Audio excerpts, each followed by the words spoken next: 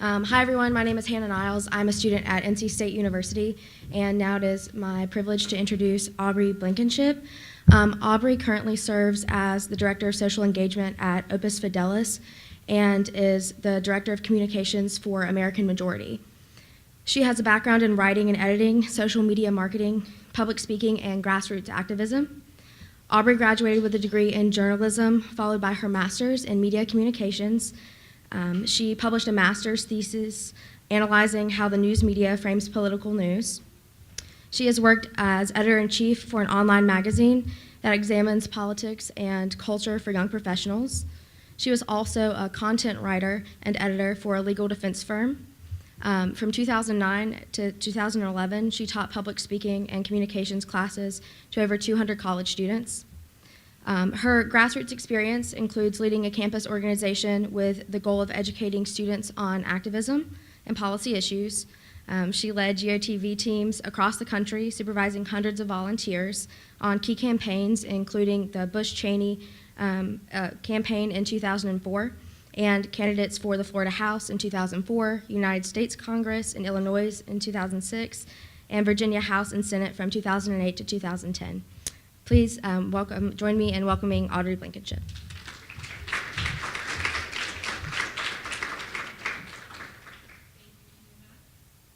How are you girls doing this afternoon? I'm sensing a little, maybe you all feel like a siesta coming on. I love groups like this because I primarily talk about reaching your peers and really connecting with people. But in order to do that, we need to realize too that we're not exactly normal. There's a beautiful day outside. We're in a windowless room. But we are connecting with other girls and very excited to be here. I'm from Northern Virginia and drove down this morning, so glad I made it on time. It was pouring rain when I left. Beautiful, sunny North Carolina. How many of you all are from North Carolina? All right, just 3 of you? Wow. All right, where are some of the rest of you from? Just call out your state. Nebraska. And anyone, who's the farthest west? Have we discovered that yet? California. Where in California? Sacramento. LA. Where else? Seattle. Oh, Seattle. That's probably the longest flight. Yeah, I think you might win for the longest flight. I was born in Long Beach, California, so always eager to meet other Californians. I'm dating a guy in California, so I'm there a lot. And very excited, though, to live on the East Coast, because I've adopted it. It's a nice place to live. Midwesterners, anyone here? I heard. All right, is this Utah? Minnesota? Nebraska? Ohio, Illinois, awesome. And I wanted to introduce my sister back here. She decided to accompany me on the drive down, so I was happy about that. I don't have my clicker yet, so I'm just going to first introduce something that we're going to do. Phones. How many of you have them? Go ahead and reach for them and hold them up. All right, this is a session that where you're actually encouraged to be on your phone. If you're looking down at it, that's okay. How many of you are on Twitter? Yes. If you have a Twitter handle and a Twitter account and you use it often, I've probably seen you online. I've seen a lot of you tweeting today. Thank you. I am 6 feet tall. This happens a lot. And if you have a Twitter account, how many of you have a Twitter account and haven't used it in a while? No shame, it's okay. That's the majority of Twitter users. I encourage you, even if you haven't tweeted for a while, your audience isn't going to care. They'll probably actually be excited, even if it's an audience of a few. We are going to have a contest today, and at the end of probably the next session, because I'm going to have to tally, the woman who tweets the most about this session gets this $10 Starbucks gift card. Coffee fans out there? Yeah.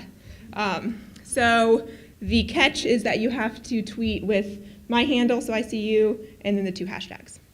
So that'll be there in the lower corner. All right. let's go ahead and get into this. I'm very excited to talk about this. I know a lot of you probably live on your phone, on social media, so I'm really talking about how to bring it up to the next level. We're plugged in. The average person checks their phone 85 times a day. How many of you check your phone as soon as you wake up? And it's the last thing you look at before you go to bed. Exactly. And as conservative women, what we're trying to do is connect with people. And if they have their phone in their back pocket, that's where they are. So we want to connect with people on their phone. Obviously in person, but we're trying to combine that. Obviously, your generation, my generation too, is online. That's kind of a no-brainer. What about the apps? What are people doing online?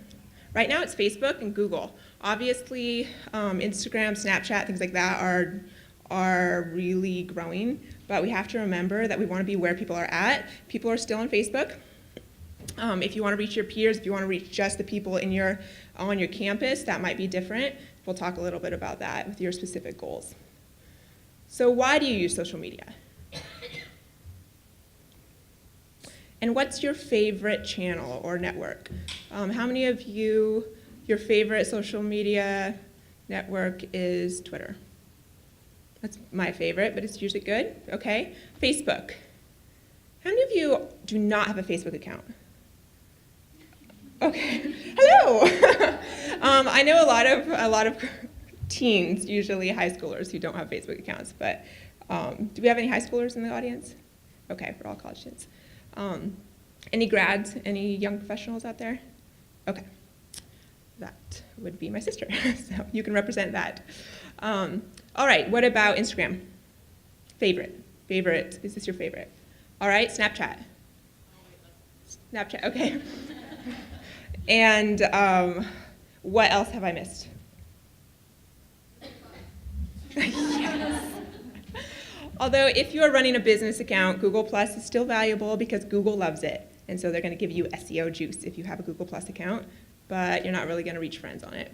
Anything else? Any other social networks that you use? Is you guys still on Tumblr? No? What else? Yeah? What else? Wow. Pinterest. I did miss Pinterest. Is Pinterest a favorite of anyone's? All right. And here we go. There's the nice Frappuccino you can have if you win. And this is me, and I talked a little bit about myself, so I'm going to go through this. But I just want to show you here because it's important when people, if you want people to listen to you, it's important that they get to know you, that they have a little insight into who you are. They feel like they know you personally. And so with your bios online, what you want to do is really kind of show your personal side. Obviously, I've worked in politics for 5 years, so I'm a political animal. But am I just a political animal? No. There's other aspects, there's other relational aspects about myself that people might connect with me first on, and then they'll listen to me. So here I talk about coffee and chocolate. Some people just follow me because they love my tweets about coffee. I'm an addict, I have to admit. I actually wanted to use this myself today. I'm a volleyball coach. So you kind of add those things. But you don't just add those. I really encourage you. I think a lot of you probably have a lot of the personal stuff. It's witty, it's funny, it's cute. But I encourage you to go above and beyond and also include something political. Some of you just have political, and I encourage you to add a little bit more of your personality in your bio. And your tweets. Those will describe you. Nothing stands between a girl and her coffee. All right. I promise I won't talk about coffee the whole lecture. I play for something different. This is Steph Curry. Any Curry fans out there? I'm a Christian. I really enjoy Christian athletes, and so I tweet about that. I like to comment on, obviously, political stuff going on. If gender is supposed to be a social construct, why do feminists tell us that we're supposed to root for Hillary because she's a woman?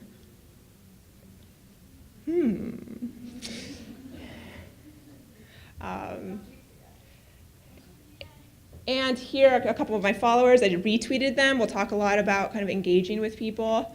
The irony of Hillary Clinton discussing cybersecurity. It was an easy one. Why does Hillary Clinton refer to the wealthy as they? How many of you watched the debate on Monday? And how many of you live tweeted it? And if you didn't actually tweet yourself, how many of you just read tweets about it? Exactly. Twitter is powerful, obviously. Monday, what was special about Monday? It kind of hit a milestone in Twitter records. Anyone know? Yes? Most watched debate, exactly. And then how does that relate to Twitter? Most tweeted political event in Twitter's history. Exactly. And they're constantly breaking their own records, so in a way it's kind of like yawn. But it's also important to realize that people are paying attention on Twitter. We want to go where people are. Again, it's stories like this where we need more people to point out, but the emperor has no clothes. And this is transgender man is first to have baby with transgender female. Again, I love pointing out the logical fallacies. And then when you state your opinion on the internet, what happens?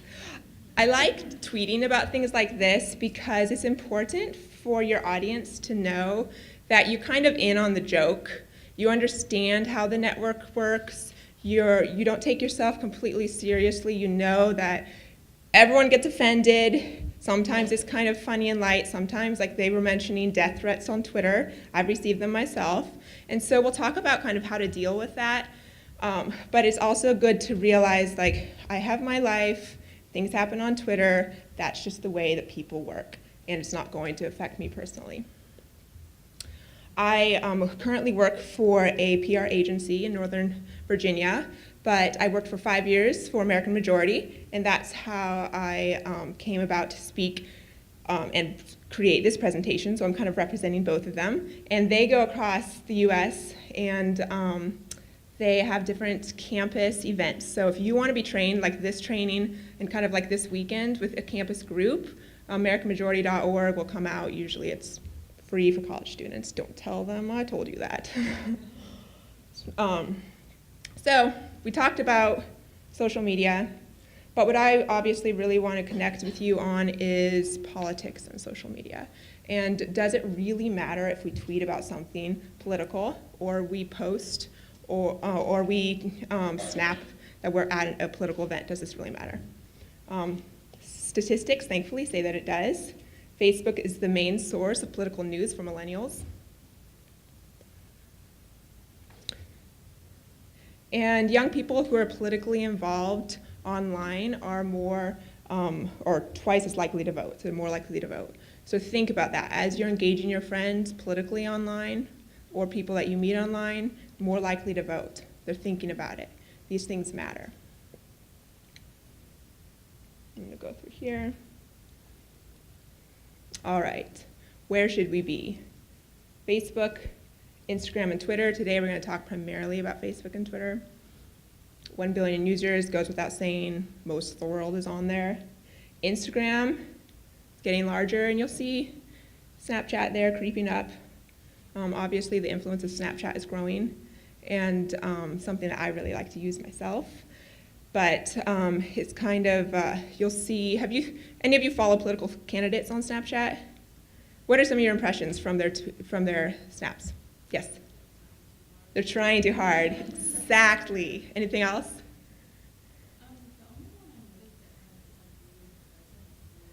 Yep. Exactly. Yep. Those are the two comments I want to make. Enough said about that. Except for the fact that I do believe that politicians are trying too hard, which means they haven't really figured out Snapchat yet. And I think that they will eventually fall into rhythm, especially with state and local as well. But right now, it's just a little annoying. I can't wait to unfollow Hillary Clinton after the election. Twitter, it's a big one. We see right now it's played obviously massively in the election. So Obama just endorsed crooked Hillary. He wants 4 more years of Obama, but nobody else does. Hillary, delete your account. Of course, Twitter universe jumps in, oh snap, and lots of other ones I probably can't repeat. And then how long did it take your staff of 823 people to think that up? And where are your 33,000 emails that you deleted? How many of you saw this conversation on Twitter? Exactly. And this is just a tame one that I pulled out for you. and obviously we've seen it. And I think that a lot of the dialogue on Twitter is kind of meaningless. We can kind of laugh and joke about it. And so what we want to do with our campus groups, with our friends, with our personal brand, is we want to actually bring it from the funny and witty, which obviously we can include, to the meaningful. How do we do that? That's the question. It's the nature of influence in 2016 to connect one-on-one. What's this picture up here in the right-hand corner? ALS Ice Bucket Challenge 2 years ago. How many of you participated in that? How many of you donated money and participated? Nice. What's the result of that Ice Bucket Challenge? Yes? They got so much money that they almost didn't know what to do with it. Yes, exactly. Here I put, can someone read that out to me? The little bullet down on the right. 41.8 million raised and 700,000 donors. Exactly. And this is something that was organic. The organization, ALS Association, didn't do it, but it shows from person to person to person. I did it, I tagged my sister, she did it, she tagged, and the result, not only money, but what else? More importantly than money. Yes? Exactly, exposure. So what's our Ice Bucket Challenge this summer? What's our equivalent? What's going on? What's viral online right now? The 22 push-ups. Yes. There we go. 22 push-up challenge. How many of you have done this? Oh man, I was really hoping that someone would demonstrate 22 push-ups for us. I can only do 7 in a row. Ah. Okay, so you're waiting. You're game? I really plugged in the veteran community, so. Okay, good. So, All right. has happened. I'm sure if you send out a little question to your friends, I'm sure you'll be tagged. So what's the result of this so far? Anyone know? They've gone, I don't know if it's necessarily the result of this, but the amount of veterans that commit suicide every day in terms of the last study that was done has gone from 22 to 20. Oh, I hadn't heard that. Yeah, so it's actually 20 now, not 22. Awareness is important. They've also raised, their goal was to raise 22 million, which they raised this month. And they hit another goal, which I've forgotten. But it's, 22 million push-ups have been done. They can be air push-ups, so any of you can get into it. But the reason this works is because people are persuaded by people they know. We don't want to be sold something from the top down. And so you actually have more influence and impact on your peers than if someone from the top down organization or brand was telling them. So, decision making, connecting, trusting friends' opinions. We're going to be talking about some liberal campaigns. This one was Free the Pits on Instagram. Who wants to participate in this campaign? Just kidding. So they basically tagged people and encouraged people to email in photos and tag friends, and that's the way that this campaign connected, and obviously celebrities joined the cause as well, another thing. So be thinking about the things that you're interested in and how you can involve other people. We'll be talking about that. Starts with self-awareness. All right. Get out those phones or those pens. I know that you have a head start on a lot of your peers, whether they're conservative or not, as far as self-awareness and impacting other people. But I really encourage you to actually write these down. Write goals down. In order to be effective online or in life, you really need to write them down and know them. Remind yourself what your goals are. So write down 3 words that describe you. Go ahead and write them down. 3 words that describe you. And I encourage you to ask a friend, text a friend. You can do that now if you want to, I don't care. Who are you? These are words that you would want to put in a bio. These are words that you want people to know about yourself, and you want to know about yourself. Personal branding is all about kind of saying the same thing over and over and over, because we know we all sit in lectures. We need to hear the same thing over and over and over to get it. Then name 3 things that you're passionate about. Go ahead and call out some things that you're passionate about. National security. National security. What else? Doesn't have to be related to politics. Anyone play sports? Children. College football. There's the truth is coming out now. Okay, what else? Basketball? All right, Olympics. What else? The Kardashians. Another honest remark. Yes, we're getting places, heart to heart. All right, someone over here. I know there's a lot of passion going on over here. Books? Traveling, awesome. And then someone from over here, this side of the room. Music, what kind of music? Country, yeah. Where are you from?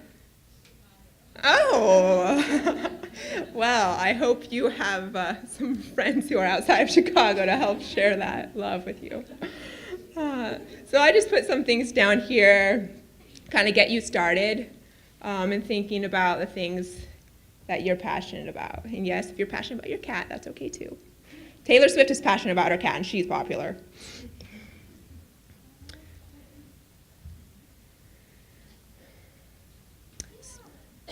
You know Kira? Yeah, we get her together. Awesome. Tell her hi for me. So Kira is a college student and conservative. And the people who know Kira know a couple things about her. They know that she loves America. She says it over and over. Her pictures say it. Things that she does portrays it. She's an activist. She's involved in Turning Point. And she talks about it online. She engages. She's not afraid to call people out. And she's been kind of consistent over the years. She's a senior now. And because she kind of has a following, she sees that people know her, they know what she's passionate about, she's able to promote events, to get people interested in events. So this was an event that she put on Climb UF to raise awareness. And not only did she, you can see here with her social channel, she changed to try to get people excited about it, raise awareness. Anyone see what name is mentioned in her top tweet there? Tim Tebow. So she talked to Tebow and she hounded him in a good way for 2 years, telling him, I have an event coming up. I have an event coming up. Come to your alma mater. I have an event coming up. Please come and speak at it. And while he didn't speak at it, he did record a video encouraging other people to attend, and that's like the video link down there. And so because of that, she was able to have a very successful event, raise money. And I like to use her as an example because what are a couple things we can learn from this? I'll let you throw some out there, and then I'll tell some of my favorites. What are some things we can learn about her campaign, her online presence, just to call some out, something that stands out to you? Persistence. Who said that? All right. Yes. Persistence? Anything else? Yeah, foresight. Are both of those words? We'll go with both of them. Often we kind of excuse ourselves. I'm a college student, I have a lot going on. I can just kind of help out on weekends with other people's events and things like that. But she had an idea and she planned 2 years in advance, if not more. She talked about it online. She got people excited about it. That's what activism is about. And so I want you to be thinking right now, and obviously this is something you could write down, what are you planning? What type of activism are you planning for your event? And maybe you've talked about this over the weekend already, but isn't it an event on campus? Is it helping a candidate you know win? Is it talking to your 5 best friends and getting them to vote in November? What is it that your call to action, your goal? Think about that. And you can use your social network to make that happen. I'm just going to skip through this. And always like to be self-aware. So if someone looked through your last 10 posts, what would they think about yourself? What would they think about you? It's only you? No, it's about you. Oh, yes! I love you. So they know that you're sitting in a room filled with conservatives, and that's a good thing. Know what you want to say. I know that you girls have a lot of passion. You have a lot of things You obviously have strong opinions, fiscal, social, et cetera, but think about it. What are the top things that you want to say? What do you really care about, and what do you want to use your social networks to do? Why will people listen to you? What are you passionate about? What messages do you want to amplify? We regret to inform you that your audience doesn't need you. Why should they listen to you specifically? Think about it. What makes you unique? You have unique voices. What is one thing that we all share in common right here that gives us a platform? Care about America. That's a good starting point. What else? What else do we have in common? Women. We're women, and what kind of women? We're conservative women. We're beautiful conservative women. Joking, but not. So think about that specific platform, and we might take it for granted, but that is a platform that you have that other people don't have. And so the perspective that you bring, whether you're live tweeting the debate on Monday, your account is that specific perspective that someone else doesn't have, and people are more apt to listen to you. All right, now to the good stuff. So how many of you want to learn to grow your Twitter audience? Reach more people, make more of an impact, exactly. Raise your hand if you have a public account, Twitter public account. Raise your hand if you have a private account. No shame, it's okay. All right, for those who have a private account, I really encourage you to make it public. People can retweet you, find you online, increase your impact. How many of you have 2,000 or more followers? Sweet. How many of you have less than 100? And anywhere in between? Okay. I encourage you to think about how to grow your account, and here are a couple of ways. ManageFlitter.com is a free resource that I use and encourage people to use. It allows you to search for people who are talking about the same type of things that you're talking about. So if it's a specific piece of legislation that you care about, you want to find other people who are tweeting about it. You can search through that, find them and follow them, interact with them, retweet them, engage with them. They'll follow you back, and you've started that type of community. What's one thing you could do this weekend that would increase, probably add about 40 people to your Twitter account? Follow each other. How many of you have followed each other already? Yeah, not many of you. So that's something I really encourage you. On Snapchat, okay, that's cool too. Snapchat's important. I love Twitter because it's a political conversation. So you follow 40 people here, and you start tweeting about things on your campus, things that you care about, your perspective in the news. Who's going to be retweeting you and interacting with you? People who, obviously, this group. So I really encourage you, go ahead and do that, whether it's right after the session, during the break, say, hey, let's follow each other, show me your handle. Post consistently, create lists, we'll talk about that. So I was dating a guy who had a new Twitter account, and I had a new Twitter account, and we decided that the first person to hit 1,000 followers buys the other a steak dinner. Anyone want to guess who won? The only problem with this contest, and yes, I won, was the fact that I was like a crazy person, like, I need to get 1,000 followers. And so I just found them, and I was like following people who said they'd follow back and all this stuff. And so I amassed this, a list of following of 1,000. What's wrong with that approach? They don't care about what I'm saying, exactly. And so then they don't retweet. I have a list of people who don't relate to me. I don't relate to them, things like that.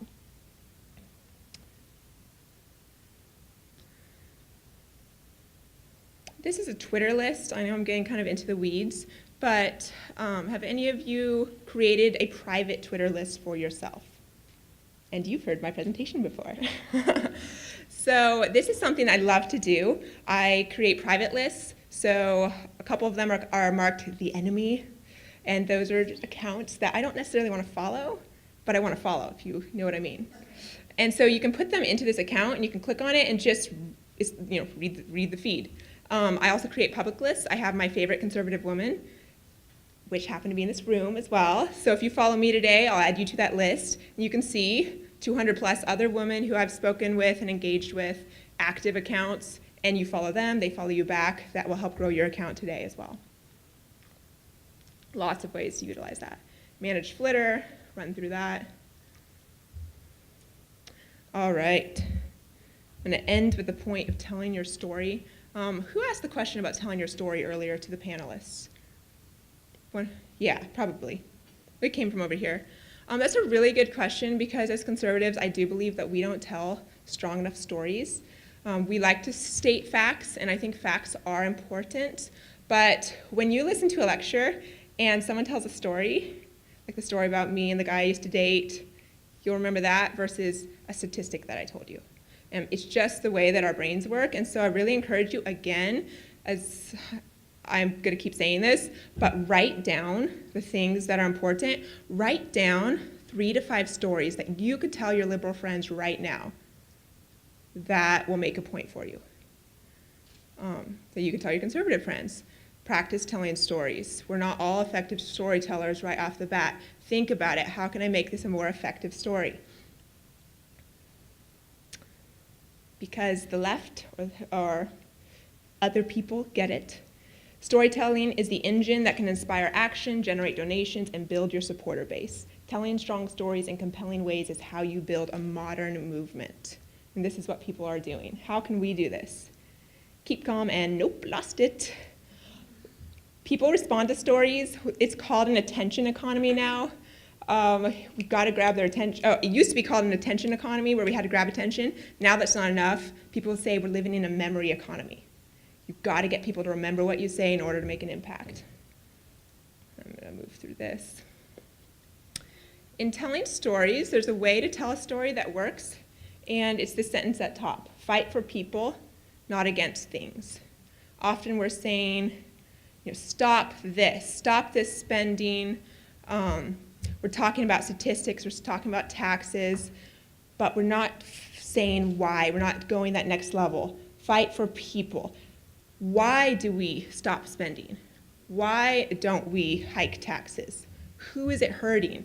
Obviously, I'm pro-life, and obviously the pro-life movement has an advantage because they can talk about the women and the babies who are saved. But you'll see that the left talks about it too. And so how do we tell a better story? To think in terms of pictures, think in terms of video, think in terms of images that really get people. The most important things in life aren't things. This is super simple, easy, but it gets a point across. Another example.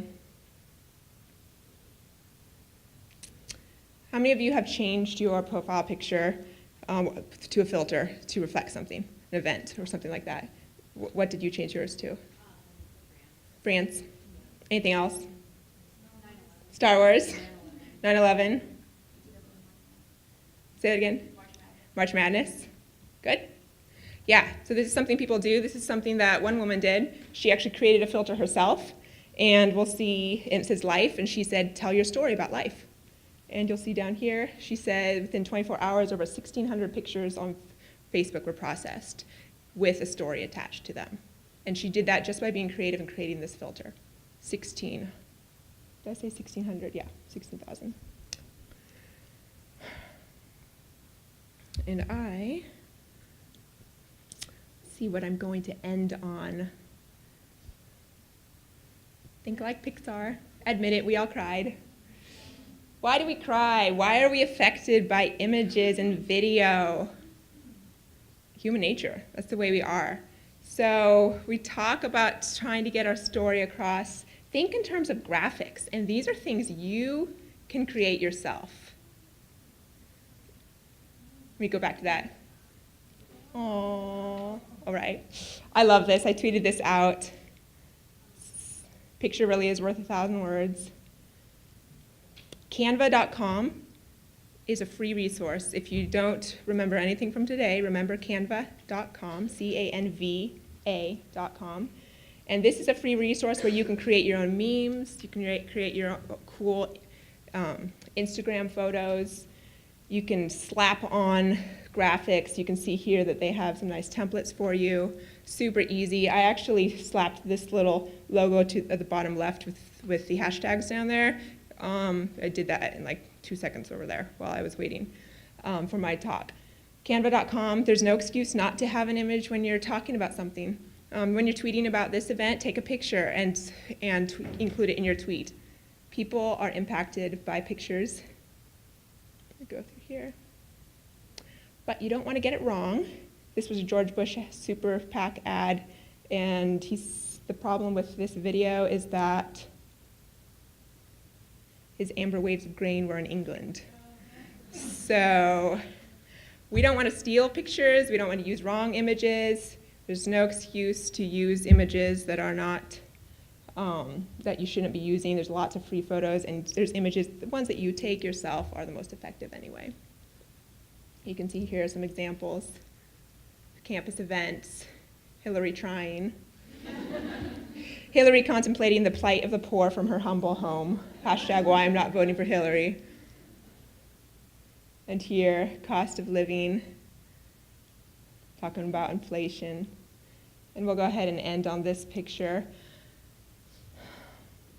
We do care about a lot of things, and it's really important to integrate that into our social networks, but it's also important to remember how exactly people receive information. So here's a politician, she's a Democrat in Hawaii. She has an advantage her advantage is that she lives in Hawaii. But this was a BuzzFeed article, and I really like what they say at the top here.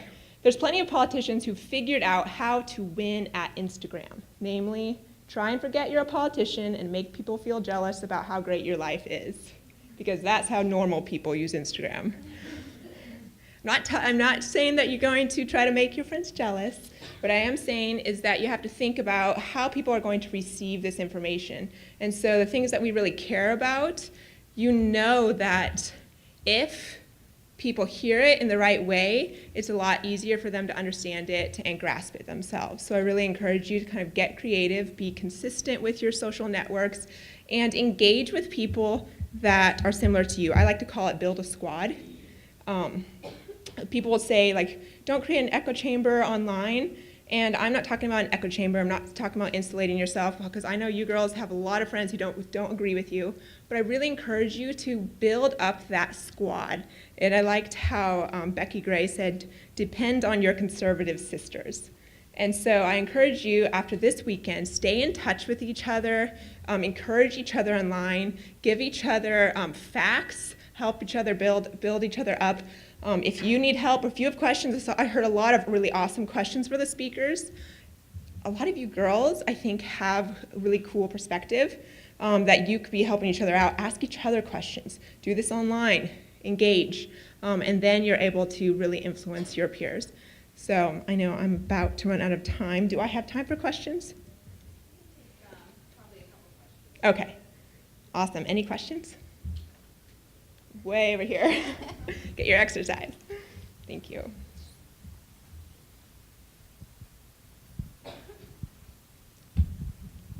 Okay, so I think I'm like super funny, but like in all reality, I'm kind of not.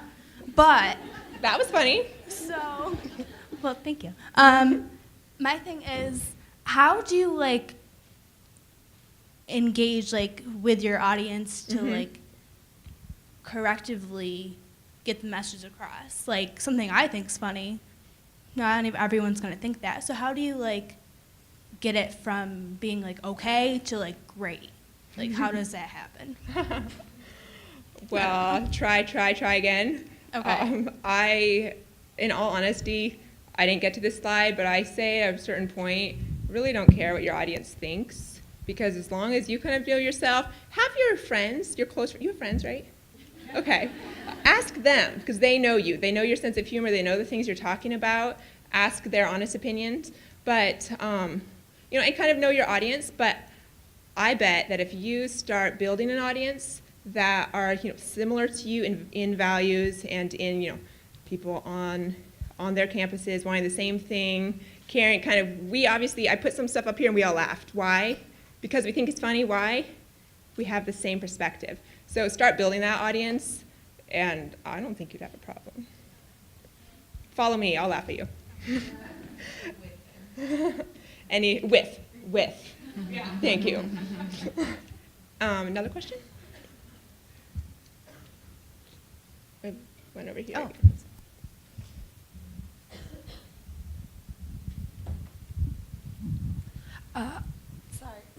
How much should we engage with, I don't want to call them haters, but people of the opposite Trolls. perspective online when they're commenting or bringing up different perspectives? That's a great question.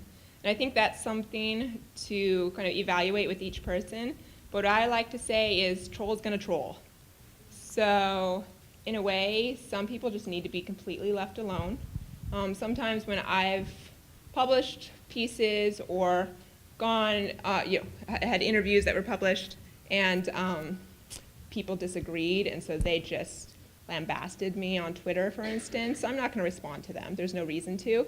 But if someone brings up kind of a thoughtful other side, like, well, I disagree with you because of this, and what I do is I go to their Twitter feed and see if there's any dialogue, if there's any kind of reasoned dialogue, and then I might go back and forth a little bit. But if there isn't, if they have no patience for anyone, I just ignore them. So I take it one case at a time. Great question.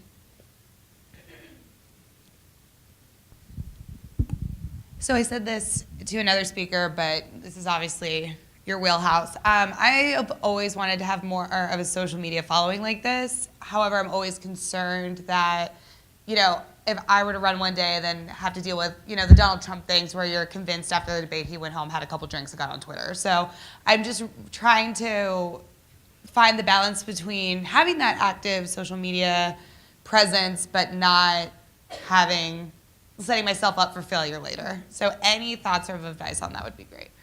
Well, don't tweet after going home and having a couple drinks. Yeah, I just think that I understand the concern, but I think the bigger concern, I know a lot of people kind of bring up, like, what if I change my mind in the future? And people can kind of use my words against me or see, like, I was more lighthearted and maybe said some stuff. In the future, you can always say, like, I changed my mind or on that issue, if you really did. Or, I've matured. You can address it one by one if you need to. I've seen that effectively done. But for the most part, just evaluate each of them. Don't do stupid things online. It might happen, but if you do, do something you regret, for instance, going back and forth with someone, then apologize to them on Twitter, or on the post, so that you kind of close each loop as you go. Does that help? Time for one more? Maybe one more? Okay. Okay. In no way is this a plug for anything. I'm currently doing a GoFundMe, and I just found out information that the amount I'm raising just went up. So how do you, because I'm a little embarrassed to tell people I need more than what I originally asked for. How do you fix that? Is it okay to just get on and fix that amount or change that amount? Or how would you go about doing that? In all honesty, I have never done a GoFundMe, so I can't, give you that perspective as someone who's done it. But I think it applies to you online, anywhere else, and you in person right here. The way that you said it right here, we understand. And so it's trying to communicate that, trying to be yourself. And some things change. I know my sister's standing behind you. She works for Fellowship of Christian Athletes. She raises her own support. So, there we go. Look at that connection. And so you should talk to her. She has lots of experience trying to explain why she needs money. So. All right, ladies, thank you so much. Really appreciate it.